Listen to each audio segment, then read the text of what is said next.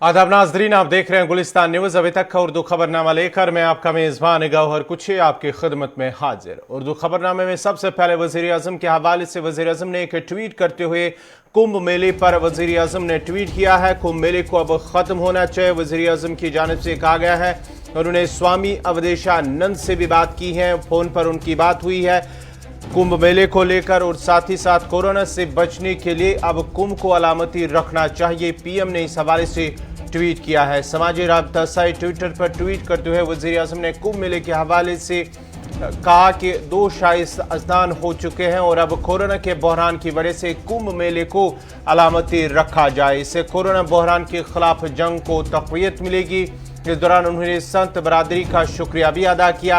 उन्होंने कहा कि आचार्य महामंडलेश्वर स्वामी और अवधेशानंद गिरी से उन्होंने फ़ोन पर बातचीत भी की है। सब संतों की सेहत के बारे में जानकारी भी हासिल की है। तमाम संतों की जानिब से कुंभ मेले को हर तरह का ताउन दिया जा रहा है। और इस सिलसिले में वज़ीर आज़म के ट्वीट का जवाब देते हुए स्वामी अवधेशानंद गिरी ने भी ट्वीट करते हुए वज़ीर आज़म के ट्वीट पर रद्द-ए-अमल का इजहार किया। उन्होंने कहा कि वो वज़ीर आज़म की दावत का एहतराम करते हैं, ज़िंदगी का तहफ़्फ़ुज़ बहुत ज़रूरी है और अक़ीदतमंदों से गुजारिश करते हुए वो कोविड-19 के हालात को देखते हुए स्नान के लिए कसीर तादाद में न आए और कोरोना कवायद की पाबंदी करें।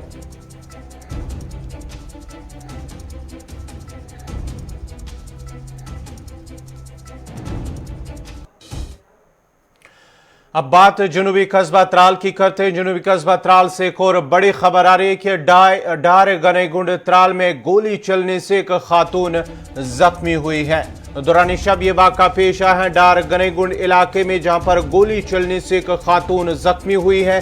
जख्मी हालत में अगरचे उसे सब डिस्ट्रिक्ट अस्पताल त्राल ले जाया गया था। इब्तदा इलाज मुआलजे के बाद उन्हें श्रीनगर अस्पताल मुंतकिल किया गया है। ताम पुलिस ने इस हवाले से एक केस दर्ज करके तहकीकात शुरू की है। डार गनेगुंड त्राल इलाके में दौरान शब एक खातून गोली चलने की वजह से वो जख्मी हुई है। उसके बाद ही अगरचे उसे सब डिस्ट्रिक्ट अस्पताल त्राल ले जाया गया, जहां उसे इब्तिदाई इलाज मुआलजे के बाद ही श्रीनगर अस्पताल मुंतकिल किया गया।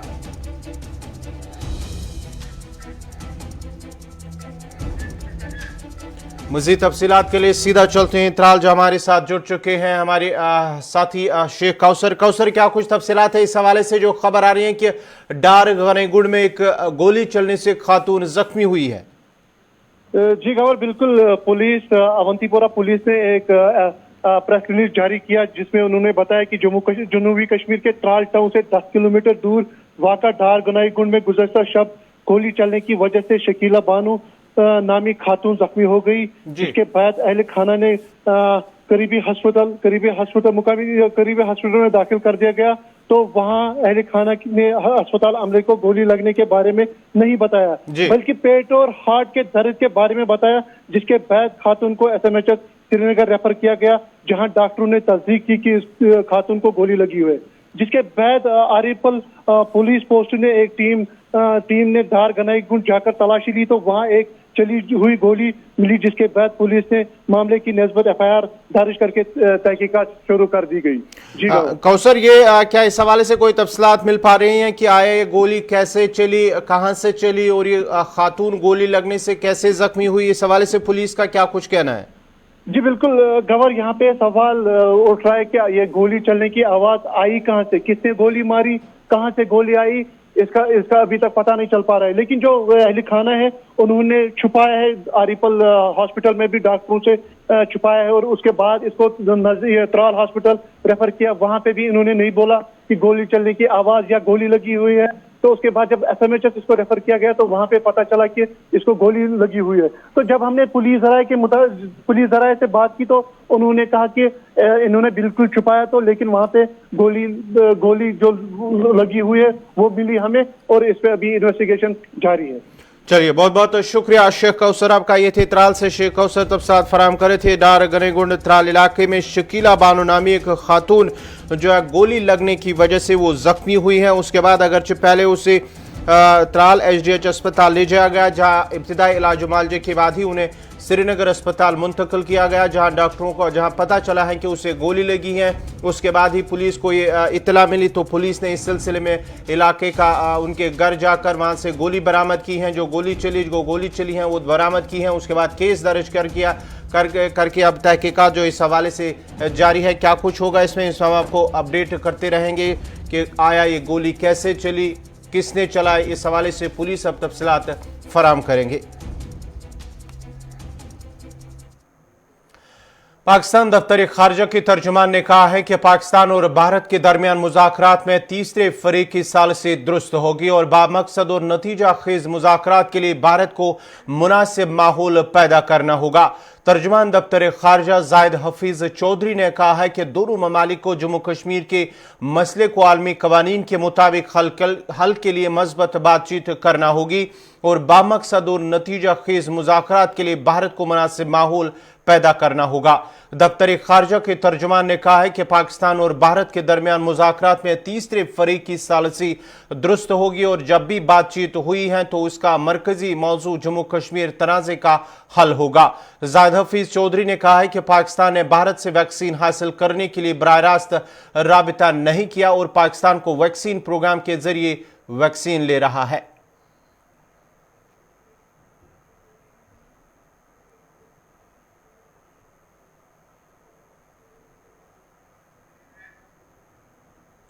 इधर मेंबरान यूरोपीय पार्लियामेंट ने यूरोपीय यूनियन से मुतालबा किया है कि वो पाकिस्तान और भारत के दरमियान बैनुल-अक़वामी कानून के उसूलों पर मबनी अच्छे हमसाया ताल्लुकात की बहाली के लिए नए सिरे से कोशिश करे।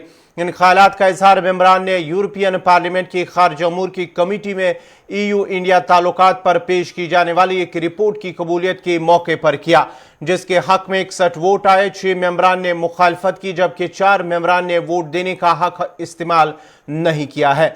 इस रिपोर्ट में कमेटी मेंबरान ने 8 मई को पुर्तगाल के शहर पोर्टो में EU और इंडिया की क़यादत के दरमियान होने वाली मुलाकात के तनाजुर में यूरोपियन यूनियन के लिए अपनी सिफारिशात पेश की हैं।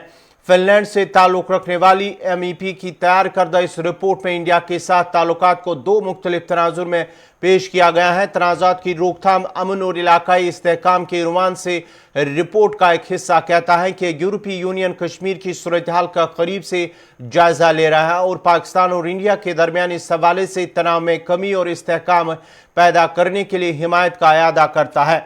मेंबरान यूरोपियन पार्लियामेंट ने इस हवाले से यूरोपियन यूनियन से मुतालबा किया कि वो दोनों मुल्कों के दरमियान बैनुल-अक़वामी कानून के उसूलों पर मबनी अच्छे हमसाया ताल्लुकात की बहाली के लिए अपनी कोशिशों की तजदीद करे।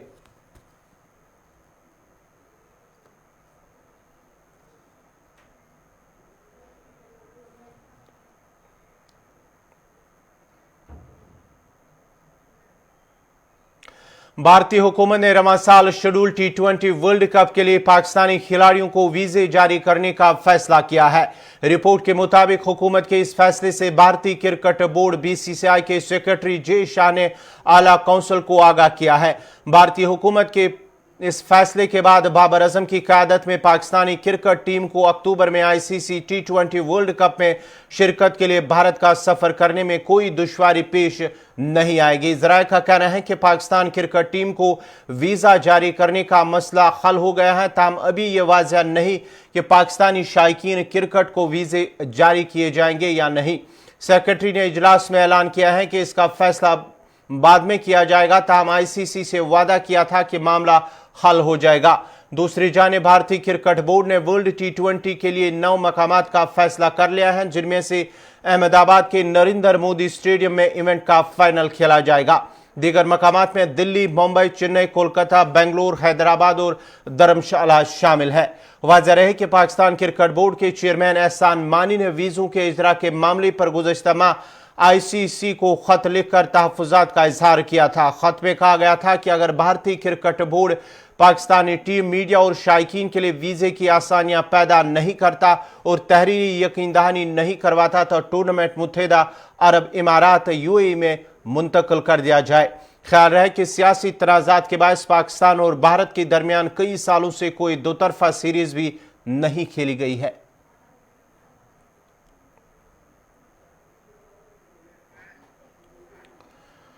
मकबूजा बैतुल मुकद्दस में वाक़ा मस्जिद अल-अक़सा में इजराइल हुकाम की पाबंदियों के बावजूद हजारों फलस्तीनियों ने रमजान अल मुबारक के पहले जुमा की नमाज अदा की है। एक अंदाजे के मुताबिक मस्जिद में 70,000 से ज्यादा अफराद ने रमजान अल मुबारक के पहले जुमे की नमाज अदा की, जो कोरोना वायरस के बाद इस मस्जिद में नमाज अदा करने वालों की सबसे बड़ी तादाद है। यरूशलेम की वक्फ इस्लामी अमूर कौंसिल के सरबराह ने कहा है कि गुज़िश्ता रमजान इजरायली हुक्काम ने उनके सिवा किसी को भी मस्जिद अल-अक़सा में दाखिले की इजाजत नहीं दी थी। दोपहर तक ख्वातीन, मर्द और बच्चे जोक दर जोक मस्जिद का रुख करते नजर आए।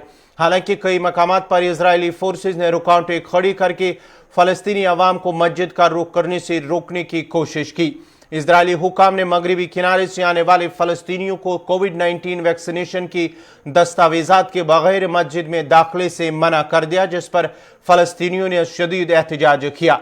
जुमे की नमाज की इमामत करने वाले इकरामा साबरी ने इजरायली हुक्काम पर कोरोना वायरस वैक्सीन को बतौर खरबा इस्तेमाल करने का इल्जाम आयद करते हुए कहा कि वो वैक्सीन का बहाना बनाकर इबादत के मुकद्दस फरीजे में रोड़े अटका रहे हैं। फलस्तीन की वजारत खारजा ने कहा है कि इसराइल ने यरूशलेम को फौजी छावनी में तब्दील कर दिया। ताहम इसराइल हुक्काम ने इन तमाम इल्जामात को मुस्तरद करते हुए कहा कि उन्होंने महदूद तादाद में लोगों को मस्जिद में दाखिले की इजाज़त इसलिए दी कि क्योंकि फ़लस्तीन के खत्ते में वायरस की मुंतकिली शरह बहुत ज़्यादा है। उनका कहना था कि इकदाम इसलिए उठाए गए हैं ताकि एक तरफ इबादत की इजाज़त दी जाए और दूसरी जानिब खत्ते में वायरस के फैलाव को भी रोका जा सके।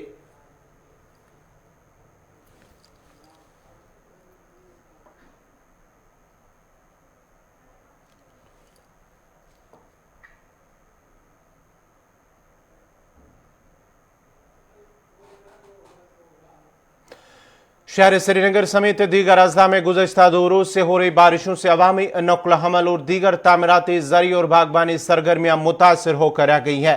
वादी कश्मीर के बालाई इलाकों में हल्की बर्फबारी, जबकि मैदानी इलाकों में वक्फे से बारिशों का सिलसिला जारी है। बारिशों के नतीजे में शहर श्रीनगर के अलावा दीगर मुल्हिका इलाकों की अक्सर राबिता सड़कें ज़ेरियाब आ चुकी हैं। पानी की निकास के लिए बेहतर निज़ाम न होने से सड़कें झीलों का मंजर पेश कर रही है। श्रीनगर के मुतअद्दिद इलाकों में मेन रोड के साथ साथ अंदरूनी राबिता सड़कों पर भी पानी काफ़ी जमा हो गया है, जिस वजह से न सिर्फ राहगीरों को चलने फिरने में सख्त दुश्वारियों का सामना करना पड़ रहा है, बल्कि गाड़ियों और मोटरसाइकिलों सवारों को भी उन सड़कों पर गुजरने में मुश्किलात पेश आ रहे हैं। लोगों का कहना है कि इंतजामिया शहर श्रीनगर को स्मार्ट सिटी बनाने के दावे तो कर रही है, लेकिन बर्फबारी और मामूली बारिशों के बायस ड्रेनेज सिस्टम नाकारा साबित हुए हैं।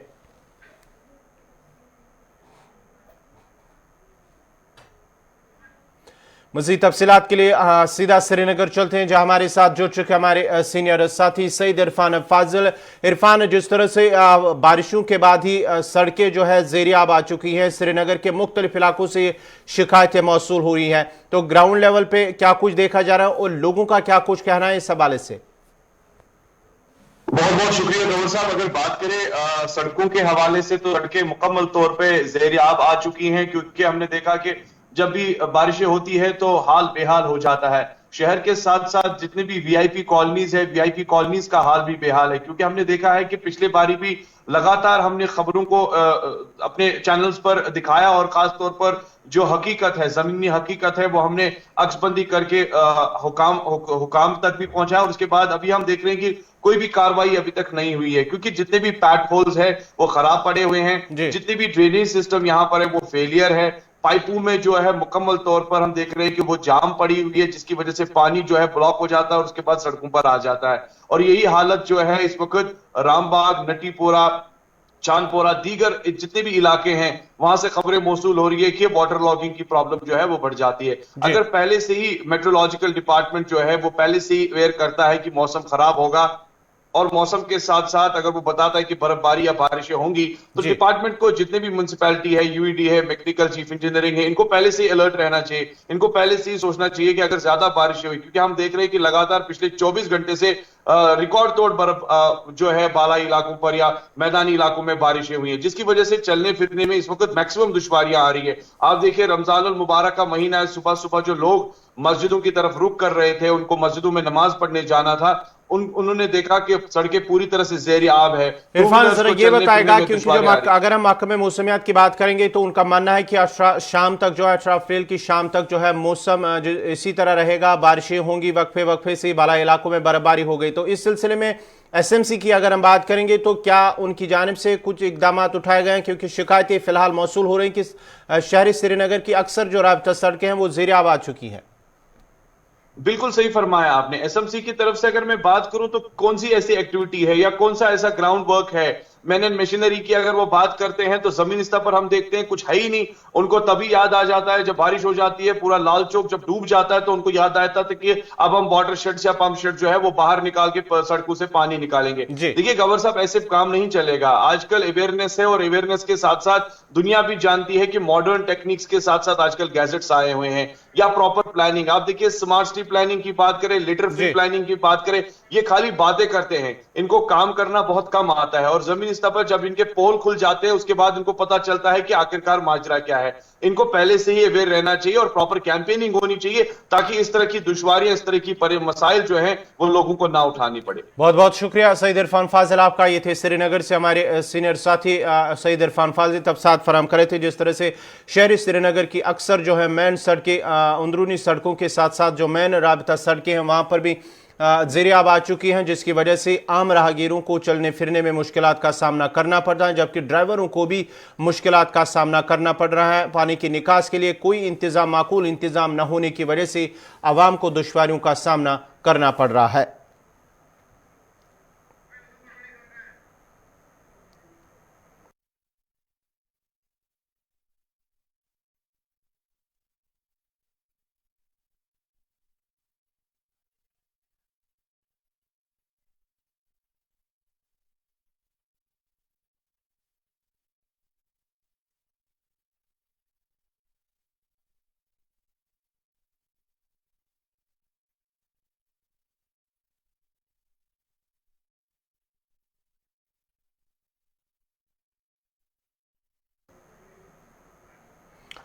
माह रमजान के चलते शहर के मुतअद्दिद इलाकों में सहरी और इफ्तारी के वक्त बिजली की कटौती से आवाम को जबरदस्त मुश्किलात का सामना करना पड़ रहा है, जिस पर सारिफीन में महकमे बिजली के खिलाफ गम गुस्सा पाया जा रहा है। मकामी लोगों का कहना है कि शहर और देहात में इफ्तारी और तरावी से लेकर सहरी तक बिजली की आंख मचोली जारी रहती है, जबकि महकमा पीडीडी की जानिब से जो शेड्यूल मुरतब किया हुआ है उस पर कहीं भी अमल दरामद नहीं हो पा रही है। उन्होंने महकमा बिजली के चीफ इंजीनियर से अपील की है कि वो माह मुबारक के एहतराम को मद्देनजर रखकर बिजली को शेड्यूल के मुताबिक फराम की जाए ताकि लोगों को मुश्किलात का सामना न करना पड़े। आज की अगर हम बात करेंगे, आज जैसे ही सहरी का टाइम आता है तो इलेक्ट्रिसिटी लाइट गायब हो जाती है, जैसे ही इफ्तारी का टाइम आता है तो लाइट गायब हो जाती है। तो इन्होंने कुछ दिन पहले ये बताया था कि हम जो टाइमिंग है, शेड्यूल है, वो हम चेंज करेंगे, लेकिन खुदारा हमें बताया हमने कौन से गुनाह किए। अगर रमज़ान आया है, इसमें हमें लाइट की ज़रूरत है, सुबह सवेरे हमें मस्जिद के लिए जाना होता है, सहरी खानी होती है या इफ्तारी करनी होती है, तो तरावी पढ़नी होती है, तो हमने कौन से गुनाह किए। हम आला हुकाम से यही गुजारिश करना चाहते हैं, मेहरबानी करके आप लाइट का एहतमाम कीजिए। इस बाबरकत वाले महीने में भी आप हमें महरूम रखेंगे लाइट से, तो फिर हमें किस चीज़ के लिए हम पैसे देते हैं। इलेक्ट्रिसिटी जो, अगर हम बिल की बात करेंगे तो यहाँ पे इलेक्ट्रिसिटी की जो बिल है वो भी अब अरूज पे है, 700 750 रुपये मेरे घर में बिल आती है। तो खुदारा मुझे आप बताइए कि हम कहाँ की ओर जा रहे हैं। यहाँ पे अब रमज़ान एक बाबरकत वाला महीना है, तो इसमें भी अगर आप लाइट नहीं रखोगे तो फिर हमें, मुझे नहीं लग रहा है कि हमें फिर लाइट की ज़रूरत है। मेहरबानी करके आप इसका जल्दी अजाला करें ताकि हम भी अब सफ़र ना करें। पावर की मतलब अगर मैं अपनी लोकेलिटी की बात करूं, अगर आप फीडर पत्थर मस्जिद की मैं बात करूंगा, अपने फीडर की, आप मेरे घर आइए, मोबाइल वहां पे लगा दिए, वो चार्ज नहीं होता है। इतना मतलब पावर कम आता है। मतलब मैं फैक्ट बताऊंगा, मोबाइल अगर हम लगाएंगे, एंड्रॉयड फ़ोन की मैं बात नहीं कर रहा हूँ, अगर हम डिजिट वाला फ़ोन लगाएंगे वो चार्ज नहीं होता है। तो आप बताइए, हम अगर 570 रुपये का पैसा करते हैं, बिल टाइम पे भरते हैं, तो पावर की बहुत किल्लत है। तो आप क्या चाहेंगे, प्रशासन से क्या कहना चाहेंगे? यही जैनगीर सोपोर इलाके के लोगों ने पीने के साफ पानी की अदम दस्तियाबी को लेकर महकमे जल शक्ति के खिलाफ नाराजगी का इजहार करते हुए कहा कि इलाके में पीने के साफ पानी की किल्लत से अवाम को मुश्किलात का सामना करना पड़ता है, जबकि लोग आलूदा पानी इस्तेमाल करने पर मजबूर हो रहे हैं। लोगों का कहना है कि इलाके में कायम मदरसे में सैकड़ों तालिब इल्म पीने के साफ पानी से महरूम है और अगरचे महकमा जल शक्ति की नोटिस में भी कई बार लाया गया, ताहम वो टस से मस नहीं हो और आज तक इलाके के लोगों की मुश्किलात दूर नहीं किए गए। उन्होंने मुतलका महकमा और जिला इंतजामिया से अवाम की मुश्किलात दूर करने की अपील की है। कहा है कि कहाँ से हमने पानी लाया है, चूँकि यहाँ पानी का कोई इंतज़ाम सरकार की तरफ से है नहीं, क्योंकि ये जो है बोटिंगू बस्ती से ऊपर तकरीबन 2 किलोमीटर की मसाफत पर ऊंची पहाड़ी पर मदरसा वाक़ है। इलाके का सबसे बड़ा दीनी इदारा है, सैकड़ों तलबा यहाँ ज़ेर तालीम है और 8 साल की उम्र से लेकर के 24-25 साल के एज ग्रुप तक के तलबा यहाँ पढ़ते हैं। अक्सर जो मेरा कुक है यहाँ जो मेस का है, अक्सर मेरे दफ्तर में आकर के हमेशा समझ लीजिए कि रोने के अंदाज में कह रहा होता है कि मौलाना साहब मुझे पानी दीजिए, अभी तक बच्चों का खाना नहीं पका। इसलिए हमारी सरकार से, गवर्नर इंतज़ामिया से, जल शक्ति जो हमारा महकमा है, चूँकि सोजलदारा उस स्कीम के तहत भी उन्होंने जो है पानी पहुँचाने का घर घर काम किया है, तो हम इस महकमे से पुरजोर अपील करते हैं। हम इनके पास बार बार आते जाते रहे, उन्होंने यकीन दहानी कराई है। ये इस मदरसे के इस मसले से खूब आगाह हैं इनके अफसरान, तो हम अफसरान की खिदमत में बहुत ही अदब से गुजारिश करते हैं कि अगर यही पाइपलाइन सरकार की तरफ से बिछती है तो हमें जो है हमारा ये मसला हल हो सकता है। हमने जल जीवन मिशन में एक DPR बनाया कनार कॉलोनी बोटिंगू, वो JJM में हम इस वक्त उसकी DPR बन गए हैं, अप्रूव भी हो गया है। उस पर हम काम करेंगे, एक स्कीम लिफ्ट स्कीम बनाएंगे जिससे नीचे पानी स्प्रिंग से उठा के वो एक रिजर्वर बना लेंगे, उससे कनार कॉलोनी जो है उसमें भी पानी मिल जाएगा और इसमें जो दारुल उलूम है वो भी मुस्तफीद हो जाएंगे। ये हमने स्कीम मरतब किया, अप्रूव हो गई है, इंशाल्लाह जल्दी इनको ये पानी की फैसिलिटी मिल जाएगी।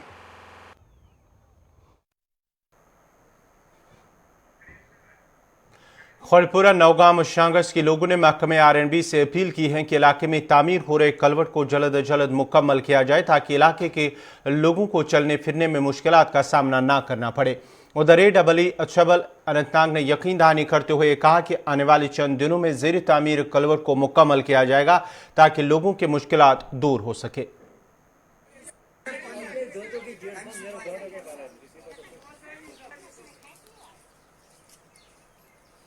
ये हमारे जो वो लोग आए थे हमारे पास कि उनको जो पानी वो जो पाइपें छोटी हैं तो उनसे जो पानी का निकास पूरी तरह नहीं होता है, तो हमने बोला था कि हम इसको अगले साल प्लान में रखेंगे, लेकिन उन्होंने बोला कि हमें जल्दी है, तो इसलिए वो ब्लॉक के पास गए। ब्लॉक जो RAW है उन्होंने हमें हमारे रुजू किया हमारे डिपार्टमेंट की तरफ, तो हमने उनको NOC दी और उन्होंने हमें इंश्योर किया है कि हम ये कलवर्ट एज पर स्पेसिफिकेशन बनाएंगे जी। हाँ, तो इसलिए मुझे लगता है कि मैंने आपके सामने ही AEE साहब के साथ बात भी की, तो उन्होंने बोला है इंशाल्लाह रहमान 10-15 दिन में ये काम कंप्लीट हो जाएगा।